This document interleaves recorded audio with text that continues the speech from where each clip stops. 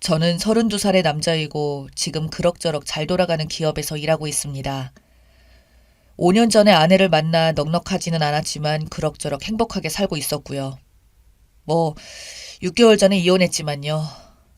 어느 날 갑자기 제 아내가 저한테 이혼을 요구하더군요. 다른 남자가 생겼다나 뭐라나. 저는 아내가 무슨 장난을 치는 줄 알고 거짓말이냐고 물었더니 아내가 하는 말이 참 가관이더라고요. 자기는 그 사람을 사랑하고 있고 저하고는 이제 정 떨어져서 같이 살 수가 없다고 하더군요. 그 말을 들은 제 심정이 어떻겠습니까?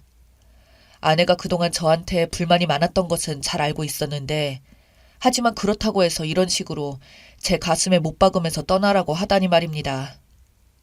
아내는 연애할 때도 항상 남자 문제로 문제를 일으키곤 했습니다.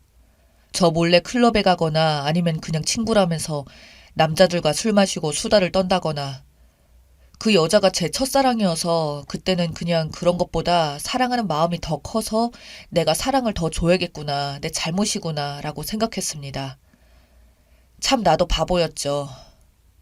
결혼하고 나서도 10년 만에 만나는 친구들 보러 간다고 늦게 온다고 하더니 나이트에 가서 놀고 동네 이자카야에서 그 사람들과 수다 떨고 있는 것을 아는 동생이 알려줘서 난리가 난 적도 있었습니다. 뭐 아내는 친구가 남자친구들도 데려왔다면서 나이트에서 만난 사람들이 아니라고 발뺌했다지만 아는 동생은 나이트 이야기가 나오고 약간 연인 분위기가 났다고 해서 솔직히 저는 아내의 말을 믿지는 않았습니다. 그래도 어차피 애도 있고 이혼할 수도 없으니 그냥 모른 척하고 아내를 믿고 살았던 거죠. 차라리 다른 핑계를 댔다면 이해를 했을 텐데 왜 갑자기 남자가 있다고 대놓고 거짓말을 하는 건지. 저는 그때까지만 해도 그렇게 생각했습니다. 항상 발뺌하고 아니라고 하는 아내한테 당당하게 남자가 있다고 하니 저는 말도 안 된다고 생각했었죠. 헌데 이때의 제 아내의 말은 사실이더군요. 1년 전 동창 친구들과 어울려 유원지에 갔다가 우연히 만난 남자들이 있었고 그 남자들은 다들 같은 회사에 다니는 남자들이었고 매너도 좋고 짝이 맞아서 함께 놀아났다고 하더군요. 그러다가 완전히 정신 못 차리고 불륜에 빠지고 말았고요. 제 아내뿐만이 아니라 다른 아내 친구 몇 명도 그때 만난 남자들과 관계를 지금까지 맺고 있다고 하네요. 어이가 없었습니다. 뒤통수를 갑자기 누가 세게 때린 것처럼 뻐근해지고 심장도 너무 빨리 뛰어서 손으로 물건을 잡지도 못할 지경이었어요. 그래도 믿지 않는 저한테 아내는 그 남자의 이름과 회사 전화번호까지 주면서 뻔뻔스럽게 확인해보라고 들이대더군요. 자기는 진짜 이 남자 사랑한다고, 미안한데 진짜 이혼 좀 해달라고. 이 남자 없으면 숨도 못 쉴 만큼 그 정도라면서요. 자기 인생에 이런 감정은 처음이었다고 합니다. 참나 기가 막혀서 여태껏 말해왔던 연애와 사랑의 감정들, 그리고 우리 아이까지 모든 게 거짓말인 건지 감쪽같이 속인 건지 말도 안 나오더라고요. 생각 같아서는 아내 강냉이를 날리고 싶었지만 그래도 아이가 있으니 꾹 참았어요.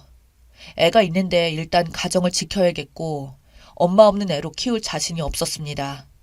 이때까지만 해도 손이 벌벌 떨리고 식은땀도 났지만 일단 아내 이야기를 더 들어보고 설득시키고 예전만 못해도 애가 성인 될 때까지만 내가 참으면서 그 다음에 이혼을 하던 뭘 하던 하자고 생각했죠. 다음날 전 그 남자를 찾아가 설득을 했습니다.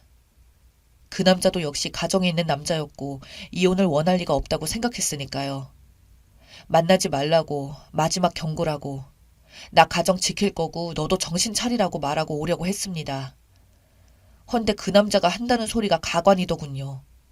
이미 자기 아내와 별거 중이라며 제 아내를 포기할 수 없다고 당당하게 말하더군요. 저는 그 남자를 만나면 화가 미칠 듯이 날 것이라 생각했건만 너무나도 당당하고 뻔뻔스러운 그 남자의 태도에 오히려 기가 막히고 허탈해서 아무 말도 못하고 그냥 집에 왔죠. 그 남자를 만나고 집에 오니까 방 안은 온통 어지럽혀져 있고 저희 애 혼자서 남아서 울고 있더라고요.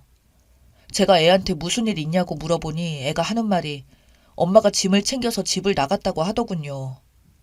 그냥 너 키우는 것도 다 지겹고 언제까지 내가 이렇게 살아. 나도 내 인생 내 사랑 찾아서 갈 거야. 엄마 이해해줘? 라고 하면서 나가더랍니다.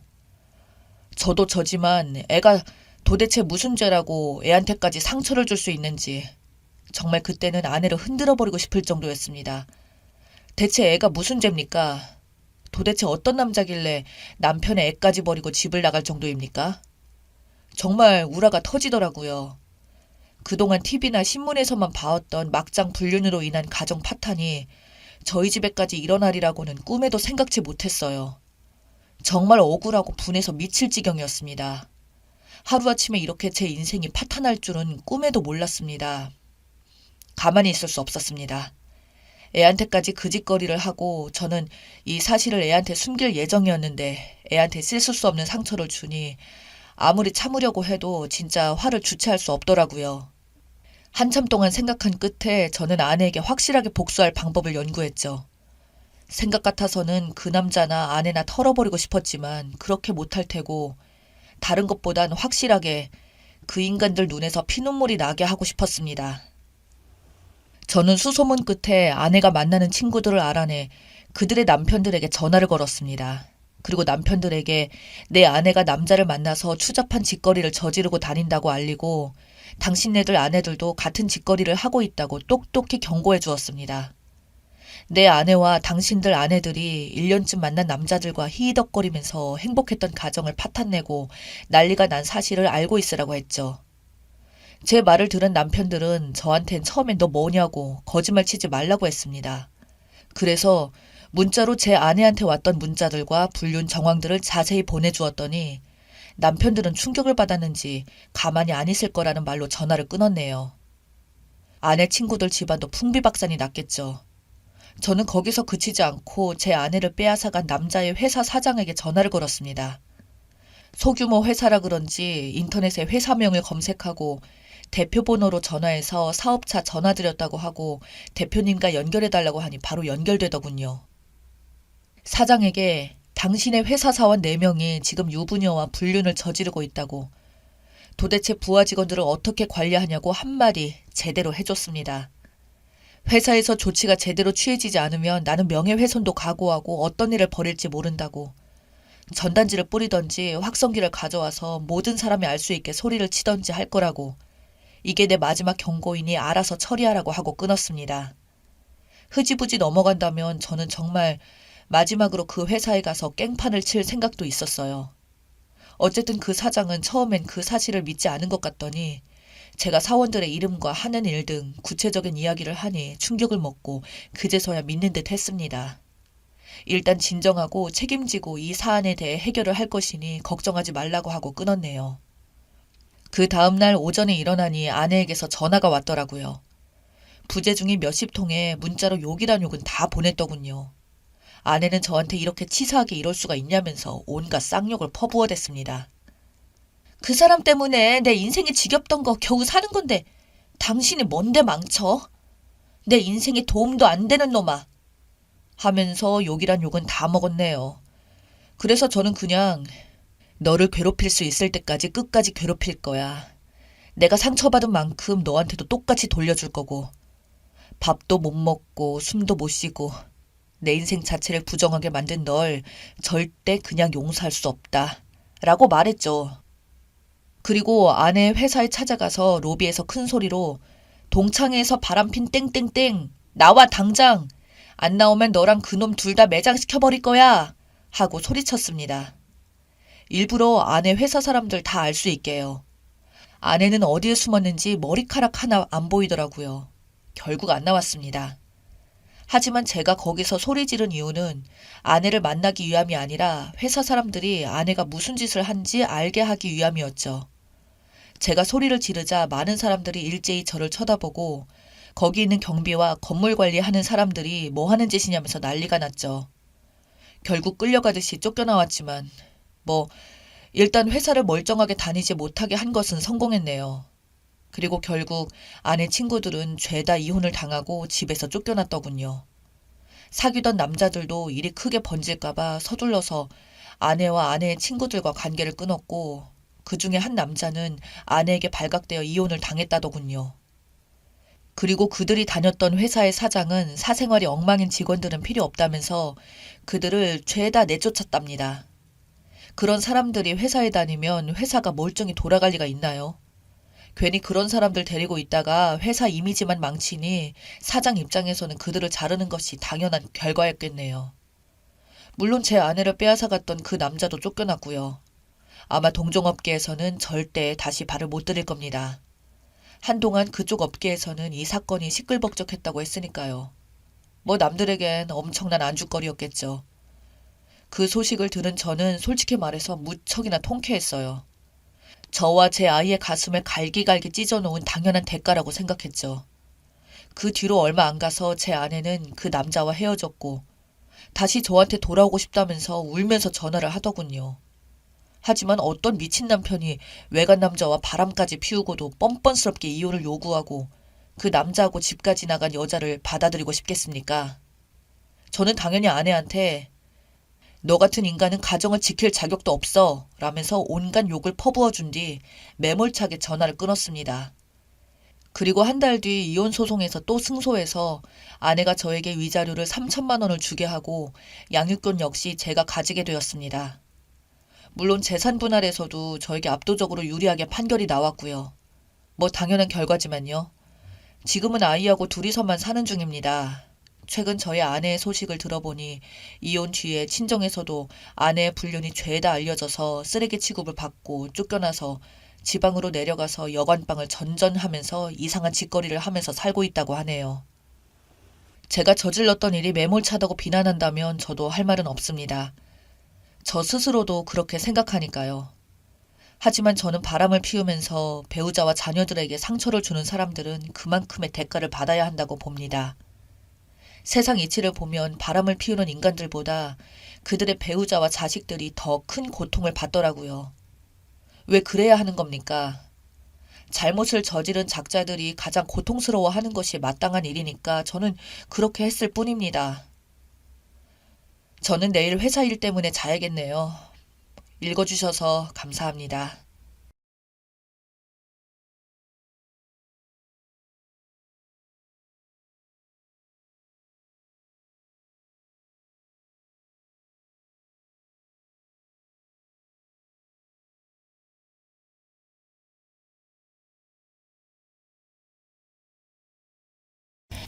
안녕하세요. 유유상종이라는 말이 있습니다. 저는 요즘 들어서 그런 말 아주 절실하게 느끼는데요. 없이 살면 다 이렇지 않다고 생각했는데 이 미친 처갓댁에 제대로 시달리고 나니 인간 불신증이 없는 사람들에 대한 선입견이 생깁니다. 정말 저는 선입견 없이 살아오고 싶었고 오히려 그런 게 당연하다 생각했는데 제 말이 재수없게 들리겠지만 한 번만 제 이야기를 들어봐 주세요. 저는 평범하지는 않지만 평범하게 살아왔습니다. 저희 부모님께서는 어릴 때부터 서울에서 크게 도매상을 하셔서 서울 번화가에 빌딩도 한 채 소유하고 있으십니다. 그 외에 다른 지역 쪽에는 작지만 몇 개의 산과 들을 가지고 계시고요. 젊은 날에 고생을 하시고 운이 좋게 부동산 투자로 인해서 돈을 버셨다는 아버지는 저희에게 공부는 강요하시지 않았지만 돈에 대한 부분들은 철저하셨습니다. 모든 집안의 화는 돈에서 나온다며 돈 귀한 줄 모르고 흥청망청 쓰거나 인간 같지 않은 행동을 한다면 언제든 바로 호적에 파서 재산 10원도 안 주시겠다는 말씀을 제가 중학생 때부터 종종 하시던 아버지셨죠. 저는 어릴 때는 그게 무슨 말인지도 모르고 고개를 그저 끄덕였습니다. 제가 나이 20살이 되어서부터는 대학 등록금과 원룸 오피스텔 전셋방 구해주시고 오피스텔 관리비나 용돈은 저보고 알아서 벌라고 하시던 그런 아버지로 인해 저는 자연스럽게 어느 정도 돈의 귀중함을 알며 자라게 되었습니다. 그렇게 시간이 흘러 대학을 졸업하고 기업에 취직을 하여 다녔고 아버지는 그동안 저에게 참 잘 커줬다며 제 명의로 상가 건물 한 채와 아파트 한 채를 선물해 주셨습니다. 그러면서 집도 있고 든든한 돈도 벌고 있으니 이제 결혼만 하면 아버지는 더 이상 걱정이 없으시다며 저에게 결혼하기를 많이 강조하셨죠. 그러나 저에게는 인연이 딱히 생기지 않았는데요. 두 번의 연애를 각각 2년, 3년 정도 하였으나 어느 정도 사이가 진전되고 나서는 항상 문제가 되던 건 돈이더군요. 제가 한 달에 들어오는 돈이 회사 월급 말고도 엄청난 돈이 들어오는 것을 여자친구가 알게 되자 여자친구는 점점 저에게 돈 부분으로 서운함을 내비치고는 했습니다. 돈이 넘치는데 왜 자기에게는 그렇게 돈을 쓰지 않냐는 문제로 자주 싸웠습니다. 근데 솔직히 말하면 저는 회사 월급 내에서는 거의 모든 돈을 연애에 썼을 정도로 많이 썼어요. 제가 회사에서 받은 돈이 제 나이 또래에 비해서 낮은 편도 아니었고요. 그 모든 돈을 제가 쓸 정도면 일반적으로 제 나이 또래 애들은 그냥 일해서 자기 여자친구한테 완전 다 가져다 바치는 수준이어야 가능합니다. 그럼에도 불구하고 여자친구의 욕심은 끊이지 않더라고요. 제가 가진 상가에서 나오는 돈은 저도 건들지 않고 미래를 위해서 모두 저축만 했거든요. 그것만 해도 진짜 엄청난 돈이었을 텐데도 뭔가 더 바라던 여자친구에게 질려서 다투고 끝내 헤어졌기에 그런 부분들을 한 번은 아버지에게 고민을 털어놓자 며칠 뒤 아버지가 선자리를 구해오셨습니다. 지인분의 건너 아는 분의 따님이라던 명문대 출신의 회사를 다니던 여성이었죠. 어릴 때는 가풍 있는 집안에서 자라나 몸가짐도 남다르고 요즘 애들 같지 않다는 말에 아버지가 넘어가셔서 저에게 바로 나를 잡고 소개를 시켜주셨고 그렇게 지금의 아내를 처음 만났습니다. 아내는 그동안 제가 만나오던 여자들과 다른 단아한 모습에 저 또한 어느새 콩깍지가 씌었던 것 같아요.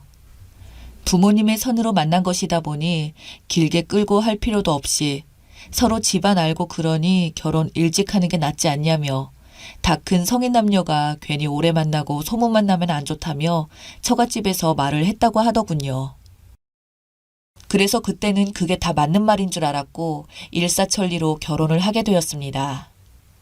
아내 집은 예전에는 아주 잘 살았다고 들었습니다만 대대로 내려오던 유산으로 먹고 살았다가 아내의 할아버지께서 사업을 실패하게 되면서 거의 모든 돈을 다 날리게 되었고 집안이 순식간에 몰락했다고 하더군요. 그래서 실제로 아내는 부자이셨던 부모님 밑에서 힘들게 컸다고 들었어요. 즉, 가풍만 있는 집안이지 현재는 사실대로 말하면 몰락한 집안 그 자체였죠. 할아버지 때면 아내는 부자였던 시절도 거의 없었을 거고 말 그대로 저희 집은 그녀의 가풍만 보고 신부감으로 고른 것이었습니다.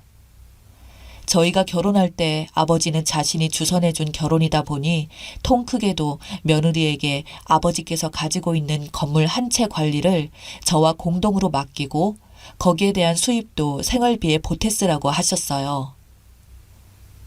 제 아내는 그 앞에서는 티도 안 내고 그저 알겠다고 담담하게 말하길래 저는 제 건물도 있고 그러니 이 건물은 아내 보고 맡아서 해달라고 했습니다. 그때 이게 그 사단이 날 줄은 전혀 몰랐습니다. 그렇게 몇 달이 지나고 어느 날 건물 세입자 한 분이 저희 아버지를 갑자기 찾아와선 호소를 했다는 겁니다. 그 호소 내용은 바로 아내와 장모가 하루가 멀다 하고 건물에 계속 찾아와서 임차인들에게 반말에 직원 부리듯이 지시한다더군요. 영업장인 가게에 들어와 사장인 임차인들에게 반말 틱틱 내뱉으며 월세 올릴 수 있다는 뉘앙스로 말한답니다. 가게에 손님이 많으면 이렇게 잘 되니 이제 월세를 올려도 되겠네 라든지 잘 안 되면 이런 식으로 장사하니까 건물 가치만 떨어진다고 하든지 도를 넘은 갑질에 참다 못해 불만을 토한 임차인들에게는 아예 영업 방해를 대놓고 했다고 합니다. 심지어 폐업 준비하는 곳도 있다는데요. 건물 주차장에는 손님들이 오면 주차도 못하게 하고 손님들에게 온갖 폐악질을 부려 임차인의 가게 직원이 너무 화가 나 장모에게 따졌더니 이 직원을 자르지 않으면 더 이상 건물 지원을 안 해주겠다고 협박까지 했다며 도저히 참을 수가 없어 저희 아버지에게 찾아왔답니다. 저희는 장모와 아내가 그런 짓을 했다는 게 도저히 믿기지가 않았습니다. 이어서 말하시길 이틀 뒤까지 기한이라며 그때까지 직원을 안 자르면 계약 연장은 절대 없을 거라고 엄포를 놓고 갔다는 말에 아버지랑 저는 이틀 뒤 정말 그런가 싶어서 몰래 찾아가서 지켜보고 있었습니다. 현장에서 본 장모와 아내는 저희한테는 평소에 단 한 번도 보여주지 않던 표정의 얼굴하고는 가게를 들어가자마자 가게 주인한테 욕설을 퍼부으며 왜 아직도 이 직원을 자르지 않았냐고 소리를 지르며 난리를 피우는데 가관이더군요. 멀리서조차도 그 소리가 크게 들려 지켜보고 있던 아버지와 저는 도저히 참을 수가 없어서 가게를 따라 들어가 장모와 아내를 강제로 끌고 나왔습니다. 도대체 이게 뭐 하는 짓이냐고 하니까 그제서야 아내는 표정이 다시 천사로 변하더니 나긋나긋한 목소리로 어쩌다 보니 못 보일 꼴을 보였다며 원래 누가 주인인지 이렇게 제대로 알려줘야 하는 게 아니겠냐며 헛소리를 하더군요. 저희 아버지는 건물 운영하시면서 단 한 번도 이렇게 갑질을 태어나서 해본 적이 없으셨습니다. 장사가 잘 안 돼서 폐업하는 곳이 있으면 아버지가 철거 비용까지 보태주시기도 하고 항상 근처 건물들에 비해서 임대료가 10%가량 낮게 운영하시던 분이셨거든요. 아버지가 좋게 말씀을 이어가시자 두 사람은 정신을 못 차렸는지 사돈어른이 너무 사람이 좋아서 이렇게 건물주를 무시하는 거라고 자기가 이 기회에 버릇을 단단히 제대로 고쳐놓겠다는 말에 듣다가 제가 너무 화가 나서 소리를 지르며 두 번 다시 건물에 찾아오지 말라고 당신들에게 그 어떤 권리도 없으니 떠나라고 하자 장모는 갑자기 썩은 표정으로 확 바뀌며 말하기를 자식 교육을 이따위로 시켰냐며 기가 차다는 듯 저희 아버지에게 따지던 장모님이었습니다. 아버지도 더는 참을 수 없었는지 딸 데리고 돌아가시라고 말했습니다. 그러자 화가 치밀어 올랐는지 아내를 데리고 가던 장모였죠. 그날 건물 사람들 이야기를 들어보니 그 두 사람의 갑질에 못 이겨 가게 운영 중단한 곳만 두 곳인데 평균 시세가 보증금 2천만 원에 임대료 300만 원이었던 곳을 나가겠다고 하자 장모가 전화 와서는 누구 마음대로 가게를 내놓고 누구 마음대로 같은 가격에 내놓느냐며 보증금 5천만 원에 임대료 4배까지 올리라며 소리를 질렀다고 하더군요. 그때부터 월세도 못 내고 보증금은 까먹고 있는데 철거 원상 복구만 하면 돈 준다고 했다고 합니다.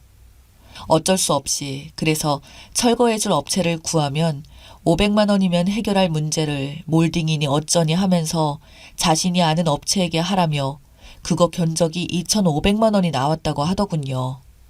그래서 터무니없이 비싼 가격에 따졌더니 계속해서 자기 말 안 듣고 안 따르면 소송하겠다고 꼬장을 피웠다네요.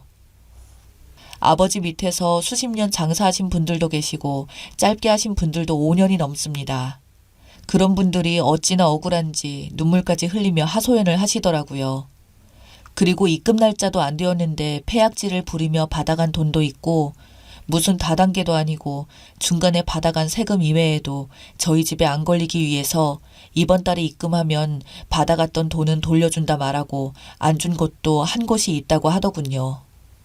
알면 알수록 인간 이중성을 가진 것들이라 이런 집안과 더 이상은 엮이면 안 되겠다 싶어서 결국 이혼 소송을 들어가게 되었습니다. 사치만으로 이혼 사유가 안 될 거라고 했었는데 다행히 인간성 최악인 인간들은 밑바닥을 드러내 여지를 주더군요. 카드와 대출을 얼마나 끌었었는지 저희 집 재산이 얼만데 거들먹거리며 온갖 돈을 다 끌어다 쓰며 놀았더군요. 그러면서 아내는 있는 돈 조금 쓴다고 문제냐며 자신의 빚 정도는 시댁의 힘이면 갚아줄 수 있는 거 아니냐는 말에 제가 어이가 없어서 이게 네 돈이냐고 내 돈도 아니고 부모님 돈이라고 그리고 설령 내 돈이라고 해도 네가 기여한 게 뭐가 있다고 이런 소리를 당당하게 말하냐고 너 같은 거 만나면 이 많은 돈도 1년이면 파산내겠다고 말했습니다. 그럼에도 불구하고 이 처가댁 인간들은 자신들이 뭘 잘못했는지도 이혼할 때까지조차도 모르더군요. 그렇게 1년도 못 가 제 결혼 생활은 파토가 났습니다. 이혼을 안 하겠다는 걸 소송해서 그냥 쫓아냈습니다. 가뜩이나 망해서 못 살던 집안이 이젠 빚까지 자신들의 사치로 듬뿍 지게 되었으니 앞으로 뭐하고 살아갈지 기대가 되네요. 여기까지가 제 이야기였습니다. 들어주셔서 감사합니다.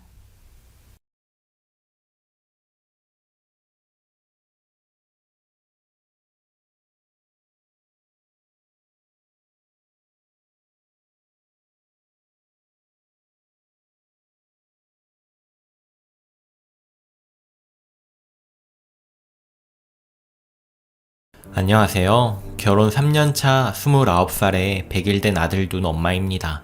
오늘 너무 열받아서 시댁에서 뒤집어 엎고 나왔습니다. 일단 저희 친정에는 주말에 미리 다녀왔습니다. 이틀 머무르고 시댁에 월요일에 와서 오늘 낮까지 있었습니다. 하지만 너무 열받는 일 때문에 아기 데리고 친정으로 왔습니다. 작은 형님은 결혼은 했지만 아기가 없습니다. 그리고 시부모님 다 살아 계셔서 제사 지낼 일이 없어서 명절에는 시댁으로 항상 오고요. 작은 형님은 와서 이것저것 잘 도와주십니다. 혹시라도 어머님 아버님이 아무 생각 없이 며느리에게 불편한 말을 할 때면 그런 소리 하지 말라고 추임새도 넣어주시고 항상 저에게 고맙다고 해주시죠. 자기 엄마 아빠한테 잘하고 아기 잘 키워줘서 고맙다고요. 정말 아주 좋으신 분이고요. 아무튼 명절 준비 때문에 월요일부터 아기 보랴 시어머니 도와주랴 정신이 없었습니다. 아기는 모유수유 중이라 도와드리다 울면 맘마주고 그러다 잠들면 또 가서 도와드리고, 그렇지만 아기가 낮에 잠을 안 잡니다. 그래도 옆에서 전보의자에 앉혀놓고 도와드릴 건 최대한 도와드렸습니다. 정 안 된다 싶으면 아기 아빠한테 봐달라 하고요. 근데 아기를 종일 보는 것도 아니고 자기는 TV 볼 거 다 보고 놀면서 잠깐 봐주는 건데도 힘들다 그러길래 아빠가 아기를 봐야지 누가 봐. 그럼 오빠가 엄마 도와드려. 내가 아기 볼게. 이러니까 그제야 군말 없이 봐주더라고요. 그리고 처먹고 자빠져 자고 그래도 참았습니다. 시어머니 앞에서 큰 소리로 싸우기 싫어서 오늘 새벽 6시부터 일어나서 제사상 차릴 거 준비하고 있었죠. 근데 뭐 하나 제가 잘못했는데 시어머니가 그러시더라고요. 너는 여태 그런 것도 못하냐? 이런 것도 못하면서 우리 아들 밥이나 잘 차려주겠어? 점점 더 말라가는 그것 봐, 우리 아들. 이러시더라고요. 여기서도 참았습니다.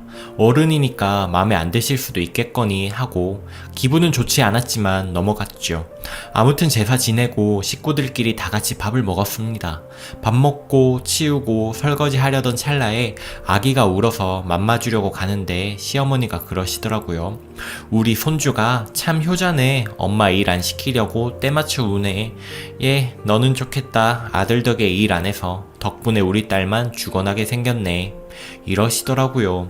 여기서 쌓였던 게 좀 터져서 시어머니한테 말했습니다.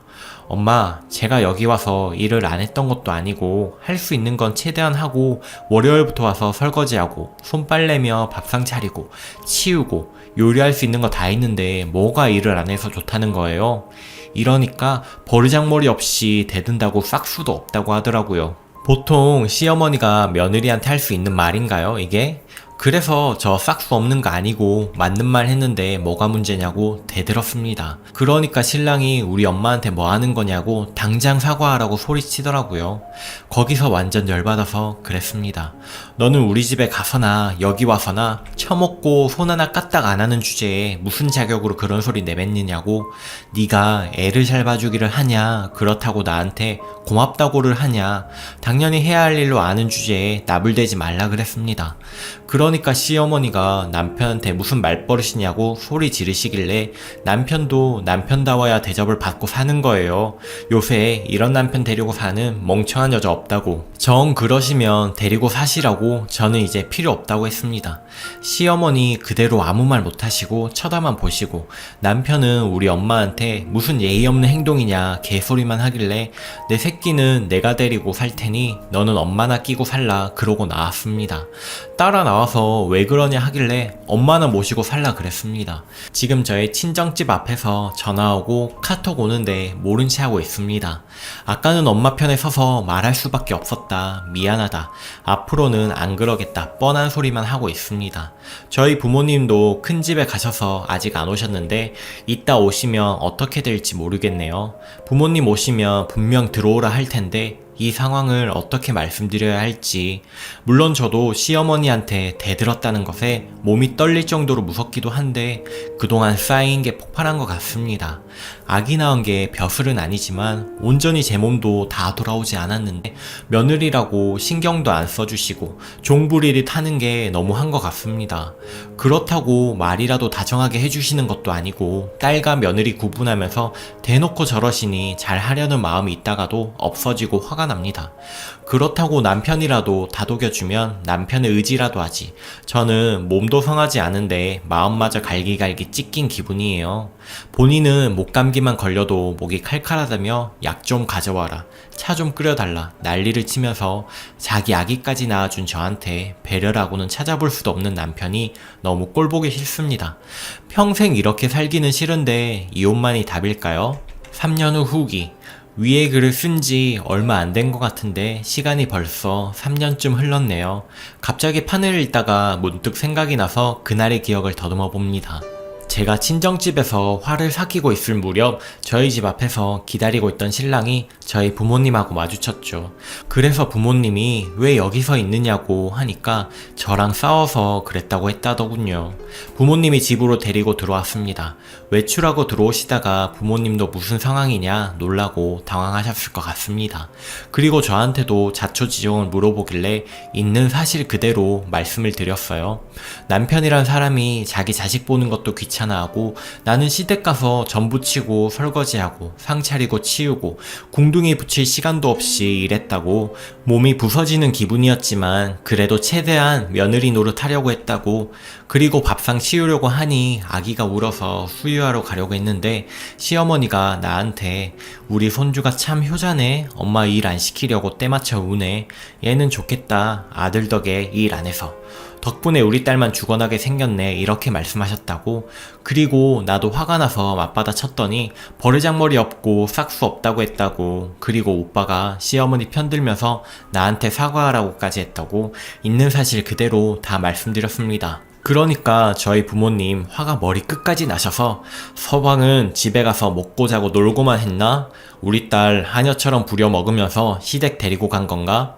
애 낳은 지 3개월밖에 안 된 애를 저렇게까지 부려먹어야 속 시원하냐고. 도와주고 편들어주지는 못할 망정 내가 땡서방 잘못 본 것 같다고.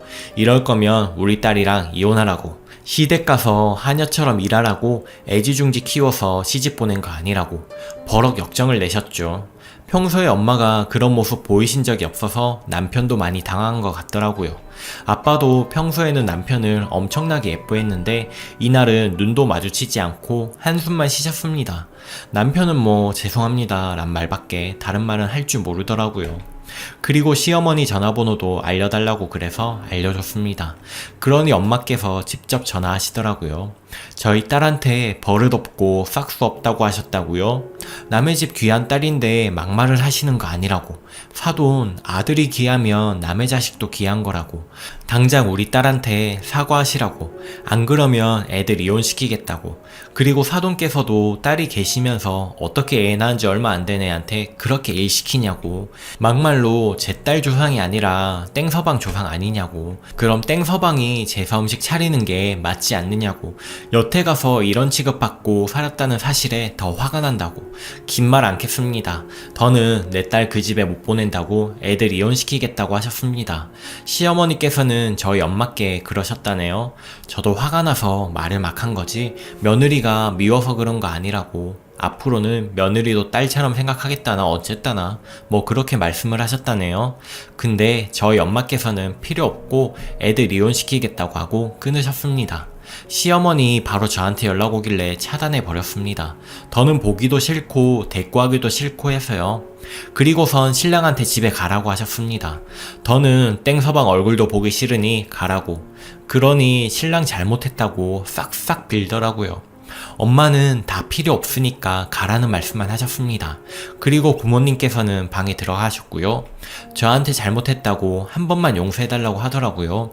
그치만 이대로는 안 되겠다 싶어 이혼 서류 따서 보낼 테니 작성해서 가지고 오라고. 얼굴 보고 싶지 않으니 가라고 했습니다. 그러니 신랑은 계속 잘못했다고, 앞으로 절대 안 그러겠다고, 앞으로 당신만 생각하고 내 편이 되겠다고 하더라고요. 더는 듣기 싫어 경찰 부르기 전에 가라고 했습니다. 그리고서 저도 방으로 들어갔고요. 혼자 거실에 1시간 정도 있다가 간 것 같습니다. 그리고 며칠 뒤 이혼 서류 떠서 작성한 뒤에 다시 오라고 했습니다. 그랬더니 퇴근하고 왔더라고요. 이혼 서류 내밀면서 여기에 작성하고 도장 찍으라니까 손발이 닳도록 빌더라고요. 그래서 필요 없으니 빨리 작성하라고, 진흙탕 싸움하기 싫으니 좋게 끝내자고 어찌저찌 해서 작성하게 하였습니다. 그리고 이혼 서류 내일 접수하러 간다고 했고요. 이제 볼일 다 끝났으니 가라고 했고요. 근데 안 가고 계속 손발이 닳도록 빌고 저희 부모님한테도 빌더라고요. 다시는 이런 일 없게 하겠다며. 그래서 그랬어요. 어차피 서류는 나 혼자 접수해도 되니까 당분간 떨어져 있으면서 생각 좀 해보자고. 그러니까 알겠대요. 그리고 다시 한 번만 기회를 달라고 하더라고요. 그리고 6개월을 거의 떨어져 지냈습니다. 6개월 동안 퇴근하고 거의 친정에 매유라서 손발이 닳도록 빌고 빌더라고요. 어떤 날은 맛있는 것만 사서 두고 가기도 하고, 어떤 날은 한참을 아무 말 없이 있다 가기도 하고요. 아기 장난감을 사서 두고 가기도 했죠. 정말 사람이 헬쑥해지기도 하고 매일같이 와서 빌고 하니 저도 부모님도 마음이 좀 누그러지기는 했습니다. 그래서 6개월이 지난 후에야 집에 갔습니다. 아기 데리고. 그러니까 완전히 변했더라고요. 시어머니가 조금이라도 시집살이 시키거나 잔소리 하려고 하면 자기가 먼저 나서서 중재하더라고요. 사실 어머님도 그 이후에는 눈치를 보시고 별로 심한 잔소리도 없었는데 의도적이지 않게 하는 그런 말들도 남편이 자르더라고요. 그리고 명절 때도 자기 혼자 다녀오고요. 집에서 집안살림, 육아, 뭐든 자기가 다 하려 하고요. 아무튼 정말 딴 사람이 되었습니다. 그래서 지금까지 큰 싸움 없이 잘 살고 있어요. 지금 생각해보면 친정 엄마가 그렇게 제 편이 되어주시고 강하게 보호막이 되어주셔서 저도 그렇게 강하게 할 수 있었던 것 같습니다. 더불어 남편도 시댁에서도 함부로 못했던 것 같고요. 엄마한테 제가 잘 해야죠. 엄마 마음도 많이 아프셨겠죠. 아직 이혼 서류는 제가 가지고 있습니다. 또 한 번 그러면 정말 이혼하려고 마음먹고 있거든요. 3년이 지난 지금 시어머니 목소리 들은 적도 없고 뵌 적도 거의 없습니다. 집에 오려고 하면 신랑이 나 이혼하는 꼴 보고 싶으면 집에 오라고 난리쳐서 오시지도 않으시고요. 아무튼 신랑이 이렇게 변하니 저도 살맛이 나네요. 저희 부모님께서도 신랑한테 화났던 마음 푸시고 잘해주시고요. 상황이 이렇게 되다 보니 저도 마음이 좀 누그러져서 이번 연도에는 시댁에 한번 찾아뵐까 생각했었는데 전염병 때문에 그것도 쉽지가 않네요. 글이 좀 길었죠? 아무튼 지난 일 돌이켜보면 남편이 크게 변하지 않았다면 지금의 제 인생도 달라져 있겠죠. 이혼을 했을 거고 아기에게도 상처를 주었을 거예요.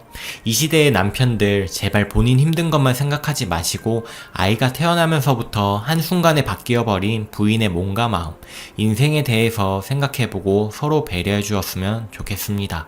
그리고 시어머님들 본인 자식들만큼 며느리 좀 위해주세요. 나중에 다 돌아옵니다. 며느리한테 잘해주시면 그만큼 며느리도 마음 다해 효도할 거고요. 아들 행복을 진정으로 바라신다면 제발 며느리를 종처럼 부리지 말아주시고 배려해주세요. 응원해주신 여러분들 다시 한번 감사드립니다. 저 잘하고 있는 거 맞죠? 오늘의 사연은 여기까지입니다. 여러분의 생각은 어떠신가요? 구독, 좋아요 꼭 눌러주시고요. 더 재미있는 다음 영상으로 찾아올게요. 오늘도 행복한 하루 보내세요.